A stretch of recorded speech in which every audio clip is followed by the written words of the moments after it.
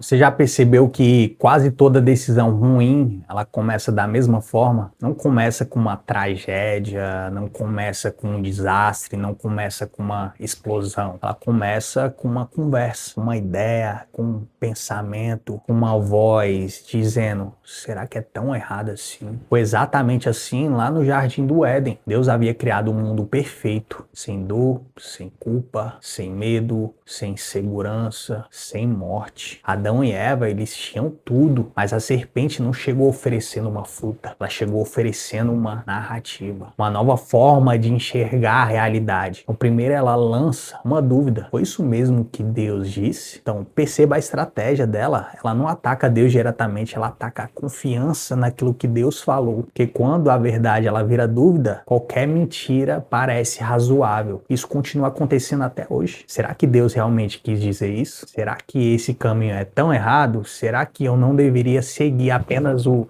meu coração? A conversa, ela mudou de formato, mas a estratégia, ela continua a mesma. Então a serpente dá o próximo passo falando: vocês não vão morrer. Então, em outras palavras, ela estava dizendo: não vai acontecer nada, pode relaxar, todo mundo faz, você merece.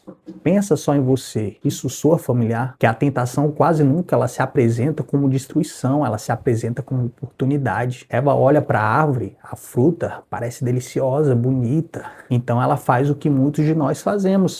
Ela passa a confiar mais na própria percepção do que na palavra de Deus. E vai lá e come. E Adão, ele faz o mesmo. E naquele instante, tudo muda. A primeira consequência não foi a morte física, foi algo pior: a vergonha. Pela primeira vez, eles tentam se esconder. Pela primeira vez, eles sentem culpa. Pela primeira vez, eles sentem medo. Então, perceba que antes do pecado, eles corriam para Deus. Depois do pecado, eles correram de Deus. Porque o erro, ele não afasta apenas da verdade. Ele afasta dos relacionamentos, afasta da paz, afasta da identidade. Então Deus, ele aparece no jardim e faz uma pergunta: onde você está? Não porque Deus não soubesse, mas porque Adão, ele precisava perceber onde havia chegado. E aqui encontramos uma das cenas mais humanas da Bíblia. Adão culpa Eva, Eva culpa a serpente. Então ninguém assume a responsabilidade, porque desde o início existe algo dentro de nós que prefere justificar o erro em vez de admitir o erro. Mas a história, ela não termina com julgamento, e isso é o mais impressionante de tudo, que mesmo depois da desobediência, mesmo depois da fuga, mesmo depois da culpa, Deus faz roupas para Adão e Eva. Antes de expulsá-los do jardim, ele cobre sua vergonha. Pensa nisso. O primeiro ato de Deus após o pecado, ele não foi destruição, foi provisão, foi cuidado, foi graça. Sim, teve consequências, o mundo deixou de ser perfeito, o trabalho ficou difícil, a dor entrou na história, a morte entrou na história, mas a graça também entrou. Que Gênesis